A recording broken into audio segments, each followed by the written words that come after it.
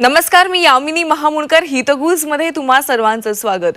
प्रेक्षक हो, सध्या गुडघेदुखी ही एक जागतिक आरोग्य समस्या ठरत आहे, जी जगभरातील लाखो लोकांना सतावतीये। वैद्यकीय प्रगतीमुळे रोबोटिक शस्त्रक्रिया विकसित झाली असून हे एक नाविन्यपूर्ण तसंच अचूक तंत्र आहे, जे गुडघ्यांच्या समस्यांपासून रुग्णांना आराम मिळवून देतात।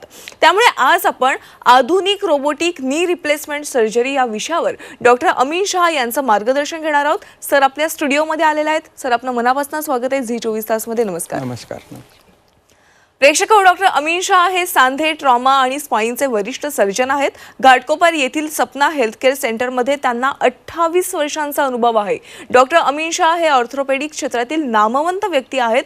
त्यांनी 1990 मध्ये मुंबई विद्यापीठातून MBBS ची पदवी मिळवली आणि मुंबईतील शिव येथील Lokmanya Tilak municipal general hospital येथून त्यांनी MS ऑर्थोपेडिक्स डी ऑर्थो ही पदव्युत्तर पदवी घेतलेली आहे। सांधे बदलण्याच्या शस्त्रक्रियांमध्ये 15 वर्षांहून अधिक अनुभव असलेल्या डॉक्टर शाह यांनी गुडघा बदलण्यासाठी रोबोटिक आर्म सारख्या प्रगत तंत्रज्ञानाचा वापर केलाय। त्यांच्या घाटकोपर येथील सपना हेल्थकेअर सेंटरमध्ये डॉक्टर शाह यांनी गुडघा बदलण्याच्या शस्त्रक्रियेसाठी पूर्णपणे स्वयंचलित रोबोट सादर केलाय, जो घाटकोपरमधील अशा प्रकारची शस्त्रक्रिया करणारं पहिलं असं एक हॉस्पिटल, पहिलं असं सेंटर आहे। तर डॉक्टरांकडून आधुनिक रोबोटिक नी रिप्लेसमेंट सर्जरी या विषयी आपण अधिक माहिती जाणून घेऊयात। सर आपलं पुन्हा एकदा स्वागत आहे। डॉक्टर, गुडघा बदलण्याच्या प्रक्रियेमध्ये खूप बदल झालेला बघायला मिळतोय, ज्यामध्ये आधुनिक पद्धतीने रोबोटिक गुडघा बदलण्याची शस्त्रक्रिया एक आलेली आहे। ते नेमकं काय आहे आणि जी जुनी पद्धत होती, पारंपरिक पद्धत आपण बोलतो नी रिप्लेसमेंटची, त्यापेक्षा ही वेगळी कशी आहे? नी रिप्लेसमेंट हे एक ऑपरेशन आहे, ज्याच्यामध्ये झीज झालेले गुडघे असतात वयस्कर माणसांना, ते आम्ही चेंज करून आर्टिफिशियल गुडघे टाकतात। तर दोन पद्धतीने होतात, एक पारंपरिक आणि रोबोटिक। तर हे नेमकं काय आहे की रोबोटिक म्हणजे ते आम्ही अगोदर प्लॅनिंग करतात, कंप्लीट प्लॅनिंग, आणि हा ऑपरेशनचा हृदय म्हणजे तो आहे करेक्ट अँगल जे घ्यायचे असते आपल्या गुडघ्याचं, ते करेक्ट अँग्युलेशन पाहिजे, आणि ते रोबोट व्यवस्थित कॅल्क्युलेट करून देतो, आणि रोबोट स्वतःनी ते अँगल करून ते स्वतःनी बोन्स वगैरे कट करतोय। त्या रोबोटिक सर्जरी असतात ते। बरं, पण हे सर जुनी पद्धत आहे जी पारंपरिक पद्धत, त्यापेक्षा ही वेगळी कशी आहे? पारंपरिक पद्धतीमध्ये डॉक्टर स्वतःनी ड्रिल मशीन घेऊन किंवा सॉ मशीन घेऊन स्वतःच्या हाताने ऑपरेशन करतात ते, आणि त्याच्यामध्ये ह्युमन एररची शक्यता असते। दुसरी गोष्ट, ते पारंपरिक पद्धतीमध्ये जेव्हा आम्ही बोनला अप्रोच करतात त्यावेळी सगळं ते मसल्स वगैरे आम्हाला सेपरेट करून करावं लागते, ज्याच्यामध्ये रोबोटमध्ये फक्त ते बोन कटिंग असतात, आणि बोन कटिंग हे मिलीमीटरच्या ॲक्युरेसीने ते बोन कट होतात, जे ह्युमन आईजला शक्य नसते ते। बरं बरं, आम्हाला रोबोटिक शस्त्रक्रियेविषयी आणखीन माहिती जाणून घ्यायची आहे, त्यामुळे ती कशा पद्धतीने केली जाते, त्याबाकी नेमकं तंत्रज्ञान कसं आहे? मॅडम, रोबोटिक जे आहे नी रिप्लेसमेंटमध्ये, ते आता हल्लीच्या काळात दोन टाईपचं असते। एक आहे फुल्ली ऑटोमॅटेड रोबोट, आणि दुसरं असते ते सेमी ऑटोमॅटेड रोबोट असते। तर ते फुल्ली ऑटोमॅटेड रोबोट असते, त्याच्यामध्ये पेशंटचा एक CT स्कॅन, ऑपरेशनचा अगोदर एक CT स्कॅन काढतात, आणि त्याच्यामध्ये रोबोट ऑटोमॅटिक सगळे अँगल्स कॅल्क्युलेट करतात, ज्या अँगलनी आपल्याला कट करायचं असते। तुम्हाला माहिती असणार की जेव्हा सांध्याची झीज होते त्यावेळी त्यांचं पायाचा आकार कम्प्लीट चेंज होऊन जाते, ते अशा बो शेप्ड होऊन जाते, तर ते परत सरळ करायसाठी आपल्याला ॲक्युरेट अँगलची आवश्यकता असते। तर ते ॲक्युरेट अँगलसाठी ते रोबोट कॅल्क्युलेट करतात, आणि आम्ही ते पेनड्राईव्ह मध्ये टाकून रोबोटला फीड करून देतात ते। ड्युरिंग सर्जरी ते रोबोट कम्प्लीट कटिंग वगैरे ते करून देतो ऑटोमॅटिक रोबोटला। बरं सर, रोबोटिक शस्त्रक्रियेविषयी लोकांना अनेक गैरसमज आहेत, त्या सगळ्यांविषयी तुमच्याकडून माहिती जाणून घ्यायची। पण सुरुवातीला ही शस्त्रक्रिया करताना सर्जनचा नेमका काय रोल असतो? लोकांना असं वाटतं रोबोट शस्त्रक्रिया करतात, पण त्यावेळेस सर्जन काय करत असतात? बरेचसे गैरसमज आहे की सर्जन कधी कधी बाहेर बसून कॉफी पितात आणि रोबोट चालू काम करतात, असं नसतं। सर्जन स्वतः तिकडे उभं राहतं, सर्जन कम्प्लीट मॉनिटर करतात ते। आणि मेन म्हणजे कसं असतं की इवन ऑपरेशनच्या टायमाला जर सर्जनला वाटलं किंवा असं काही पण असं वाटतं की अँग्युलेशन बरोबर होत नाही, तर हे सुविधा आहे रोबोटमध्ये की ऑन द स्पॉट आम्ही करेक्ट करू शकतात, ऑपरेशनच्या अगोदर, ऑपरेशनच्या टायमाला, आणि ते कट्स झाल्यानंतर पण तुम्ही तुमचे व्हेरिफिकेशन करू शकतात की तुम्ही व्यवस्थित ते बोन कट्स घेतलेले आहे की नाही। म्हणून robot is a very vital tool, म्हणजे खूपच चांगलं असिस्टंट आहे सर्जनला. मी म्हणणार की ऑपरेशनच्या टायमाला ॲक्युरेसीसाठी रोबोटसारखं कुठलं असिस्टंट नाही. बरं, पण डॉक्टर, रुग्णांसाठी पारंपरिक पद्धतीपेक्षा रोबोटिक शस्त्रक्रिया समजा त्यांनी केली तर त्याचे प्राथमिक फायदे काय असतात त्यांना? मेन तर फर्स्ट जसं मी सांगितलं की पारंपरिक पद्धतीमध्ये डॉक्टर स्वतःच्या हाताने ते ड्रिल मशीन आणि सॉ मशीन करतात, तर त्याच्यामध्ये ह्युमन एरर खूप असते, कारण जेव्हा व्हायब्रेट होतात तर ते हात वर खाली जाऊ शकते, परंतु रोबोट मिलीमीटरच्या ॲक्युरेसीने हे करतात ते. दुसरी गोष्ट की मी जसं सांगितलं की ते आजूबाजूचे सॉफ्ट टिश्यूज जे असतात त्याला हात लावत नाही, फक्त बोन कट करतात, म्हणून ऑपरेशन नंतरचं जे पेन असतं ते बऱ्याचपैकी कमी असतं. बरोबर. याच्यामध्ये बऱ्याच टायमाला इन्सिशन वगैरे पण कमी असतं ते. आणि दुसरी गोष्ट काय होतं की ते ब्लड लॉस जे म्हणतात ते पारंपरिकपेक्षा ह्याच्यामध्ये कमी ब्लड लॉस असतं, म्हणून पेशंटसाठी पण बरं असते. पेशंट नेक्स्ट डे चालायला लागतं, पेन वगैरे कमी असलं की तो नेक्स्ट डे चालायला लागतात. बरं. आणि सर, रोबोटिक नी रिप्लेसमेंट सर्जरीमध्ये गुंतागुंत होण्याचा धोका किती असतो? जसं मी सांगितलं की नॉर्मली हा सर्जन तिकडे उभा असताना कुठल्याही क्षणी त्यांना वाटलं की हे रोबोटिकचं काही अँग्युलेशन वगैरे बरोबर होत नाही, कारण त्या स्क्रीनवरती आपल्याला सगळं दिसते की रोबोट कुठल्या अँगलनी कट करणार आहे आणि कुठल्या अँगलनी त्याचं हे मशीन जाणार आहे, तर तुम्ही इमिजिएटली पेशंटला स्टॉप करू शकता. म्हणजे इट इज नॉट की हे रोबोटला तुम्ही फ्री हँड एकदम देऊन टाकतात, परंतु जेव्हा रोबोट कट करतो तर त्याच्या ॲक्युरेसीमुळे ते आम्ही जे आतमध्ये ते साधन टाकतात, जे इम्प्लांट टाकतात, त्याची ॲक्युरेसी खूप चांगली असते नॉर्मलपेक्षा. पण जसं तुम्ही सांगितलं की जेव्हा आपण रोबोटिक शस्त्रक्रिया करतो ॲक्युरेसी एकदम परफेक्ट असते, पण रक्तस्राव वगैरे होण्याचा देखील यामध्ये काही चान्सेस नाहीये, बरोबर? बऱ्याचपैकी कमी असतात, कारण रोबोट ते मसल्स किंवा सॉफ्ट टिश्यूला हात लावत नाही, ते फक्त बोनचं कटिंग करतोय, म्हणून ते ब्लिडिंग वगैरे व्हायचे चान्सेस याच्यामध्ये फारच कमी असतात. जसं नॉर्मल सर्जरीमध्ये ब्लिडिंग व्हायचे चान्सेस खूप जास्त असतात. हो, बरोबर. डॉक्टर, जसं तुम्ही मगाशी सांगितलात प्राथमिक फायदे काही सांगितलात, पण आता दीर्घकालीन फायदे काय असतात रोबोटिक शस्त्रक्रिया केल्यानंतर? पारंपरिक पद्धतीने जर केलं तर बिकॉज के ब्लड लॉस आणि हे ब्लिडिंग वगैरे जास्त होतं, दोन्ही गुडघे करायला त्यामध्ये थोडीशी रिस्क असते त्याच्यामध्ये. जेव्हा रोबोटिकमध्ये जर तुम्ही कळलं तर हे रिस्क फारच कमी होतं, कारण त्याच्यामध्ये ब्लिडिंग पण कमी होते आणि पेशंटला पण ते नेक्स्ट डे तुम्ही चालू शकता दोन्ही गुडघे चेंज करून. दुसरं, अलाइनमेंट जर करेक्ट असतील तर ते इम्प्लांटच्या प्लेसमेंट करेक्ट असतील तर त्याची लॉन्जिटिव्हिटी म्हणजे ते ड्युरेबिलिटी आणि इम्प्लांटचं ते फ्युचर लाईफ ते जास्त असतं, तर पेशंटला ते कम्फर्ट डेफिनेटली फरक वाटतो त्याच्यामध्ये. सो आय फील की रोबोटिक डेफिनेटली हॅज क्रिएट म्हणजे बऱ्याचपैकी त्यांनी रेव्होल्युशनाइज केलेलं आहे ते. डॉक्टर, रोबोटिक नी रिप्लेसमेंट सर्जरीसाठी आयडियल रुग्ण कोणते आहेत? नॉर्मली कसं असतं की कुठलाही रुग्ण ज्यांच्या सांध्यामध्ये जीज आहे ते आयडियल रोबोटिकसाठी रिप्लेसमेंटसाठी आहे, पण पारंपरिक आणि ह्याचं कम्पॅरिझन जर केलं तर इट इज ऑलवेज की ज्यांना दोन्ही गुडघे एका टायमाला जर करायचं असेल तर रिस्क फॅक्टर बघून robotic is far better than conventional म्हणजे पारंपरिक पद्धतीने. दुसरं, कधी कधी त्या हाडामध्ये पूर्वी शस्त्रक्रिया जर केली असते तर त्याचे अँग्युलेशन जज करायला पारंपरिक पद्धतीने फार कठीण असतं, बरोबर, परंतु रोबोट तुम्हाला ऑपरेशनच्या अगोदर सगळं अँग्युलेशन सगळं अलाइनमेंट तुम्हाला करून देतो आणि तुम्हाला जजमेंट येतात ते ऑपरेशनच्या टायमाला मी कसं कट होणार आहे ते. आणि तिसरं म्हणजे बाकी इवन कुठल्याही वयस्कर लोकांना कुठली एज इज नो बॅरियर, तर कुठल्याही एजला आपण हे रोबोटिक रिप्लेसमेंट करू शकतात. बरं. डॉक्टर, अनेकांना भीती वाटते की त्यांना आत्तापर्यंत लोकांना इतकंच माहिती आहे पारंपरिक पद्धत ज्यामध्ये कट्स केले जातात, त्यांना रोबोटिक पद्धतीविषयी अद्याप माहीत नाही आहे, तर रोबोटिक गुडघा बदलण्याच्या शस्त्रक्रियेमध्ये बरं होण्याची वेळ किंवा पुनर्वसन बाबतीत रुग्ण काय अपेक्षा करू शकतात? दोन्हीमध्ये चांगलं अंतर आहे. म्हणजे रोबोटिक डेफिनेटली पारंपरिक पद्धतीवरती स्कोर करतोय.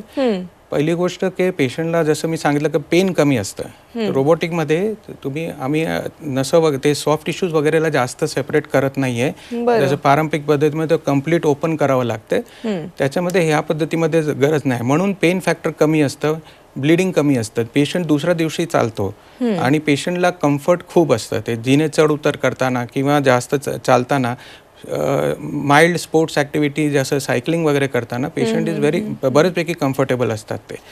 आणि प्लस त्यांना एकदा ते रोबोटिक पद्धतीने जर केलं तर त्यांचं ते जे अलाइनमेंटचं जे ॲक्युरेसी आहे तर फ्युचरमध्ये ते सेकंड सर्जरी कधी कधी ते अवॉइड होऊ शकते ते. बरोबर.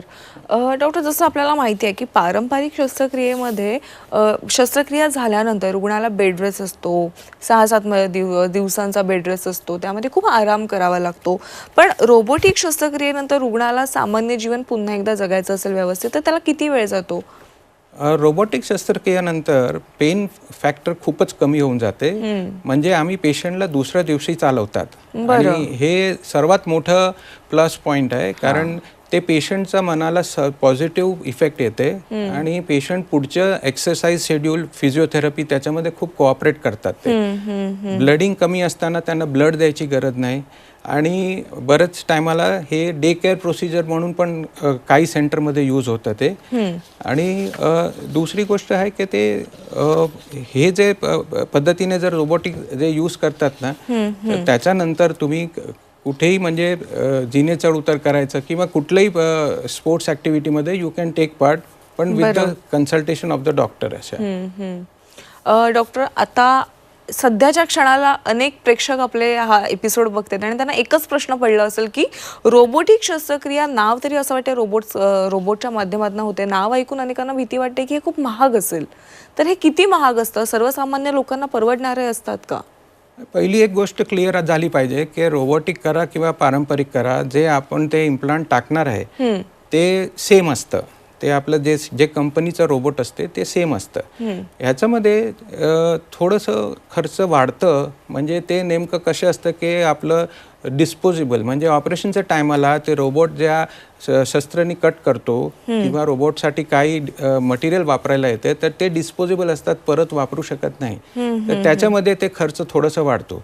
पण दीर्घदृष्टीने बघितलं, जर तुमच्या सर्जरी रोबोटिकनी झाला आहे, तुम्ही चांगलं व्यवस्थित अलाइनमेंटनी कट्स घेतले तर definitely you will have a better नी जॉईंट आणि तुम्ही बऱ्याचपैकी हे लॉन्जिटिव्हिटी तुम्ही चांगलं चालू शकतो त्याच्यावरती. बरोबर. डॉक्टर, जर आपण रोबोटिक आणि पारंपरिक गुडघा बदलण्याची प्रक्रिया आहे त्याला जर आपण कम्पेअर केली, त्याची तुलना केली तर रुग्णाला त्याचे परिणाम कसे दिसतात? रुग्णाला पेशंटला डेफिनेटली खूप फरक वाटतोय. पहिलं तर त्यांना पेन फ्री भेटतात ते. दुसरं त्यांना त्यांच्या रेग्युलर कामामध्ये, रेग्युलर ॲक्टिव्हिटीमध्ये लवकर जायला भेटतात ते. इवन ते प्रोफेशन लवकर जॉईन करू शकतात. आणि तिसरं आहे की त्यांना कुठलाही स्पोर्ट्स ॲक्टिव्हिटी, जे लाईट स्पोर्ट्स ॲक्टिव्हिटी येतात ते पण ते नॉर्मली करू शकतात ते. मेनली ज्या लोकांना जास्त डिफॉर्मिटी म्हणजे ते जास्त झीज झाली असते तर कॅल्क्युलेटिंग द अँगल्स पारंपरिक पद्धतीने थोडं कठीण असते. तर त्या लोकांना हे खूप फायदा असतो, कारण ते लगेच ते चालायला करू शकतात ते. बरोबर. जसं आपण पाहिलं की पूर्वी जी पद्धत होती, जिला आता पारंपरिक आपण रोबोटिक नी रिप्लेसमेंट सर्जरी म्हणतो, आणि आता आली आहे रोबोटिक नी रिप्लेसमेंट सर्जरी. अजून देखील यामध्ये अधिक ॲडव्हान्स बदल होणार आहेत. तर भविष्यात हे तंत्रज्ञान कसं विकसित होऊ शकतं? माझ्या मताने तर पुढचं युग नक्की रोबोट एक एसेन्शियल असिस्टंट किंवा असेन्शियल टूल म्हणून होणार आहे. आता सध्या रोबोट गुडघ्यामध्ये आहे आणि दुसरं ते हिप जॉईंटमध्ये पण आता आलेलं आहे. आणि तिसरं आता हळूहळू ते स्पाईन सर्जरी आणि ट्रॉमा सर्जरी म्हणजे फ्रॅक्चर्समध्ये पण यूज होणार आहे ते. सर, घाटकोपरमध्ये तुमचं जे सेंटर आहे, सपना हेल्थकेअर सेंटर, तिथे तुम्ही एक स्वयंचलित रोबोट देखील सादर केलेला आहे, त्याविषयी सांगा. रोबोट जसं मी सांगितलं की 2 टाईपचे असतात. तर माझ्या हॉस्पिटलमध्ये सपना हेल्थकेअर सेंटर जे घाटकोपरमध्ये स्थित आहे ते latest advanced fully automated robot आहे. आता नॉर्मली जे नॉन ऑटोमॅटेड रोबोट असतात ते फक्त तुम्हाला दिशा दाखवतात की तुम्हाला कुठल्या अँगलनी कट करायचं, पण ते डॉक्टरला स्वतःला कट करावं लागतंय. पण ह्याच्यामध्ये अशी व्यवस्था आहे की ते स्वतः अँगल पण डिसाईड करू शकतो, आपल्याला व्हेरीफाय करायचं, आणि रोबोट स्वतः कट करून देतो, ज्याची ॲक्युरेसी मिलीमीटरमध्ये असतं. तर हे खूप मोठा ॲडव्हान्टेज आहे, ज्याच्यामध्ये ह्युमन एरर कम्प्लिटली आपण अवॉइड करू शकतो त्याच्या. डॉक्टर, जसं मी मगाशीच म्हटलं की घाटकोपरमध्ये अशा प्रकारची शस्त्रक्रिया करणारा पहिला रोबोट हा सपना हेल्थकेअर सेंटरमध्येच आहे. तर त्याविषयी सांगा. सपना हेल्थकेअर सेंटरमध्ये कशा प्रकारचं तुम्ही कार्य करताय, कशा प्रकारच्या सुविधा देताय? सपना हेल्थकेअर सेंटर घाटकोपरमध्ये हे 50 बेडचे हॉस्पिटल आहे. आम्ही 1997मध्ये हे हॉस्पिटल चालू केलेलं आहे. त्याच्यामध्ये सगळी सुविधा आहे. आमच्याकडे ऑर्थोपेडिक सोडून गायनॅक, ENT वगैरे सगळंच फॅसिलिटी आहे. ICCU पण आहे. आणि मेन रोबोटिकमध्ये आम्हाला हे आणायचं मेन हेच उद्देश होतं की लेटेस्ट टेक्नॉलॉजी सर्वसाधारण माणसांकडे आली पाहिजे, ना की फक्त मोठ्या हॉस्पिटलमध्ये असली पाहिजे. म्हणून आम्ही एकदम इकॉनॉमिकल रेटमध्ये आणि अप्रोचेबल रेटमध्ये आम्ही ठेवलेलं आहे. सर रोबोटिकमध्ये पण जसं मी सांगितलं हे लेटेस्ट रोबोट आहे, ज्याचं आपलं मेक इन इंडिया प्रोजेक्टमध्ये आम्ही हे घेतलेलं आहे आणि it's a very good robot. बरं सर, आतापर्यंत तुम्ही अनेक शस्त्रक्रिया देखील केलेल्या आहेत. अशी एखादी शस्त्रक्रिया तुम्ही सांगू शकाल का की जी नेहमी लक्षात राहते, खूप कठीण होती, खूप गुंतागुंतीची होती, पण तुम्ही ती शस्त्रक्रिया केल्यानंतर त्यांना पुन्हा एकदा जीवनदान मिळालं त्या रुग्णाला, अशी एखादी शस्त्रक्रिया सांगा. तसं तर बरेचसे पेशंट आम्ही ऑपरेट केलेलं आहे, पण एका पेशंट होतं ते त्यांचे दोन्ही गुडघे झिजले होते, त्याचं पायाचा दोन्हीचं शेप कम्प्लीट बदली झाला होता आणि तो पेशंट कम्प्लीट बेडवरती झोपून राहिलं होतं, चालू शकत नव्हतं. तर त्या पेशंटला आम्ही ऑपरेशन केलं आणि त्या पेशंटचं एकदा ऑपरेशन केल्यानंतर ते डेली मॉर्निंग वॉकला जायला लागलं, बाहेर जायला लागतं आणि the satisfaction level is tremendous. म्हणजे ते खूप आनंदाने ते बाकीचं जीवन जगू शकतात. नाहीतर मग वयस्कर माणसं बाहेर जायला किंवा सोशलाइज करायला खूप अडचण असतं त्यांना, बिकॉज चालू शकत नाही. तर robotic surgery is a revolution in the knee replacement surgery. बरोबर सर, एक महत्त्वाचा प्रश्न की समजा एखाद्या रुग्णाला गुडघ्याचा त्रास खूप झाला आणि त्याने आधी ट्रीटमेंट घेतलेली आहे, ज्यामध्ये त्यांनी पारंपरिक पद्धतीची ट्रीटमेंट केली, पण त्यांना तो फरक पडला नाही आहे त्यानंतर, तर असे रुग्ण पुन्हा एकदा रोबोटिक शस्त्रक्रिया करू शकतात का? नॉर्मली कुठलाही नी रिप्लेसमेंट सर्जरीचा अगोदर आम्ही पेशंटला सांगतात की तुम्ही फिजिओथेरपी व्यायाम पहिले ट्राय करून बघा, किंवा गुडघ्यात आम्ही स्पेशल इंजेक्शन असते ते पण आम्ही ट्राय करतात.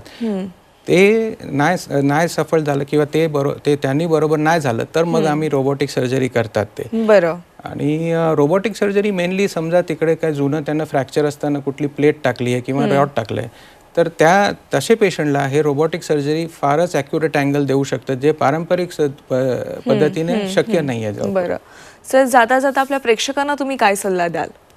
प्रेक्षकांना सल्ला हेच देणार की आमचा मोठो तोच आहे की prevention is better than cure. म्हणजे तुम्ही तुमचे गुडघे यंग एजमध्ये सांभाळलं पाहिजे. हे एक इन्व्हेस्टमेंट आहे आणि हे तुम्हाला म्हातारपणे काम येणार. पण जर तुमचे गुडघे झिजले तर हताश होऊ नका आणि घरी नुसतं बसू नका. ते रोबोटिक सर्जरी एक रेव्होल्युशन आहे, ज्याच्यामध्ये तुम्ही हे ऑपरेशन केल्यानंतर नॉर्मल जीवन जगू शकतो आणि बाहेर सुद्धा सोशलाइज करू शकतात. So go for robotic surgery. नक्कीच सर, आज तुम्ही झी24 तासमध्ये आलात आणि प्रेक्षकांना आधुनिक रोबोटिक नी रिप्लेसमेंट सर्जरीचे फायदे काय आहेत, कशा पद्धतीने केली जाते आणि घाटकोपरमधील सपना हेल्थकेअर सेंटरमध्ये तुम्ही कशा पद्धतीने ही ट्रीटमेंट करता, कशा सुविधा देता, यावर योग्य मार्गदर्शन केलं त्याबद्दल आपले मनापासून आभार. धन्यवाद. प्रेक्षकांनो, हितगुजमध्ये वेळ झाली आज इथेच थांबण्याची. ताज्या घडामोडींसाठी तुम्ही पाहत रहा झी24 तास.